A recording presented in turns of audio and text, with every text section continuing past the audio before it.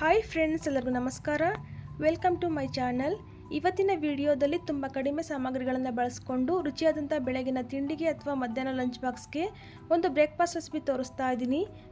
ತುಂಬ ಚೆನ್ನಾಗಿರುತ್ತೆ. ಖಂಡಿತ ಒಂದ್ಸಲ ಟ್ರೈ ಮಾಡಿ. ಮೊದಲದಾಗಿ ಈ ರೈಸ್ನ ಮಾಡ್ಕೊಳ್ಳೋದಕ್ಕೆ ಒಂದು ಕುಕ್ಕರ್ಗೆ 3 ರಿಂದ 4 ಟೇಬಲ್ ಸ್ಪೂನಷ್ಟು ಎಣ್ಣೆನ ಹಾಕ್ತಾ ಇದ್ದೀನಿ. ಎಣ್ಣೆ ಸ್ವಲ್ಪ ಬಿಸಿಯಾದ ನಂತರ ಸ್ವಲ್ಪ ಸಾಸಿವೆ, ಸ್ವಲ್ಪ ಜೀರಿಗೆನ ಹಾಕೊಳ್ಳೋಣ.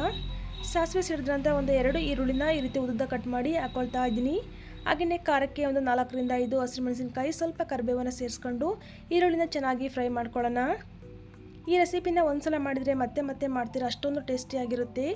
ಈಗ ನೋಡಿ, ಈರುಳ್ಳಿ ಚೆನ್ನಾಗಿ ಫ್ರೈ ಆಗ್ತಿರುವಾಗ 1 ಟೀ ಸ್ಪೂನಷ್ಟು ಶುಂಠಿ ಬೆಳ್ಳುಳ್ಳಿ ಪೇಸ್ಟ್ ಹಾಕ್ಕೊಂಡು ಸ್ವಲ್ಪ ಹಸಿ ವಾಸನೆ ಹೋಗೋ ತನಕ ಚೆನ್ನಾಗಿ ಫ್ರೈ ಮಾಡ್ಕೊಳ್ಬೇಕು. ಒಂದು 2 ನಿಮಿಷ ಚೆನ್ನಾಗಿ ಫ್ರೈ ಮಾಡ್ಕೊಂಡ ನಂತರ ಒಂದು 3 ಟೊಮೊಟೊನ ಕಟ್ ಮಾಡಿ ಸೇರಿಸ್ತಾ ಇದ್ದೀನಿ. ಜೊತೆಗೆ ಟೊಮೊಟೊ ಬೇಯೋದಕ್ಕೆ ಸ್ವಲ್ಪ ಉಪ್ಪನ್ನು ಸೇರಿಸ್ಕೊಂಡು ಟೊಮೊಟೊ ಸಾಫ್ಟ್ ಆಗೋ ತನಕ ಬೇಯಿಸ್ಕೊಳ್ಳೋಣ. ನೀವೇನಾದರೂ ಫಸ್ಟ್ ಟೈಮ್ ನಮ್ಮ ಚಾನಲ್ನ ನೋಡ್ತಾ ಇದ್ದರೆ ಪ್ಲೀಸ್ ಸಬ್ಸ್ಕ್ರೈಬ್ ಮಾಡಿಕೊಂಡು ಪಕ್ಕದಲ್ಲೇ ಕಾಣೋ ಬೆಲ್ ಬಟನ್ ಸಹ ಕ್ಲಿಕ್ ಮಾಡಿ ಆಲ್ ಅನ್ನೋ ಆಪ್ಷನ್ನ ಸೆಲೆಕ್ಟ್ ಮಾಡಿ. ಇದರಿಂದ ನಾನು ಮಾಡೋ ಪ್ರತಿ ವಿಡಿಯೋ ನೋಟಿಫಿಕೇಶನ್ ನಿಮಗೆ ಮೊದಲು ಬರುತ್ತೆ.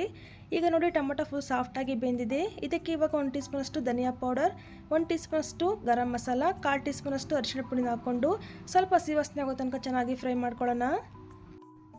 ಒಂದು 2 ನಿಮಿಷ ಚೆನ್ನಾಗಿ ಫ್ರೈ ಮಾಡ್ಕೊಂಡ ನಂತರ ಇದಕ್ಕೆ ನೀರನ್ನು ಸೇರಿಸ್ಕೊಳ್ಳೋಣ.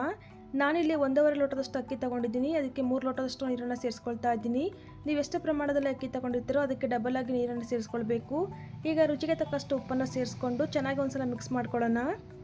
ಚೆನ್ನಾಗಿ ಮಿಕ್ಸ್ ಮಾಡ್ಕೊಂಡ ನಂತರ ಒಂದು ಮುಚ್ಚಳ ಮುಚ್ಚಿಬಿಟ್ಟು ಒಂದು ಕುದಿ ಬರೋವರೆಗೂ ಹಾಗೇನೆ ಕುದಿಸ್ಕೊಳ್ಬೇಕು. ಸೊ ನೋಡಿ, ಇವಾಗ ನೀರು ಚೆನ್ನಾಗಿ ಕುದಿ ಬಂದಿದೆ. ಇವಾಗ ನಾನು ತೊಳೆದಿಟ್ಟಿರುವಂಥ ಅಕ್ಕಿನ ಸೇರಿಸ್ತಾ ಇದ್ದೀನಿ. ಅಕ್ಕಿನ ಹಾಕಿ ಚೆನ್ನಾಗಿ ಒಂದ್ಸಲ ಮಿಕ್ಸ್ ಮಾಡ್ಕೊಳ್ಳೋಣ. ಚೆನ್ನಾಗಿ ಮಿಕ್ಸ್ ಮಾಡ್ಕೊಂಡ ನಂತರ ಇದನ್ನು ಒಂದು 70% ಚೆನ್ನಾಗಿ ಬೆಂದ ನಂತರ ನಾವು ಕುಕ್ಕರ್ ಲಿಡ್ನ ಕ್ಲೋಸ್ ಮಾಡ್ಕೊಳ್ಬೇಕು. ಈ ರೀತಿ ಮಾಡ್ಕೊಳ್ಳೋದ್ರಿಂದ ಅನ್ನಕ್ಕೆ ಮಸಾಲೆ ಎಲ್ಲ ಚೆನ್ನಾಗಿ ಹಿಡಿಯುತ್ತೆ. ಸೊ ನೋಡ್ಬೋದು, ಇವಾಗ ಒಂದು 70% ಚೆನ್ನಾಗಿ ಕುಕ್ ಆಗಿದೆ.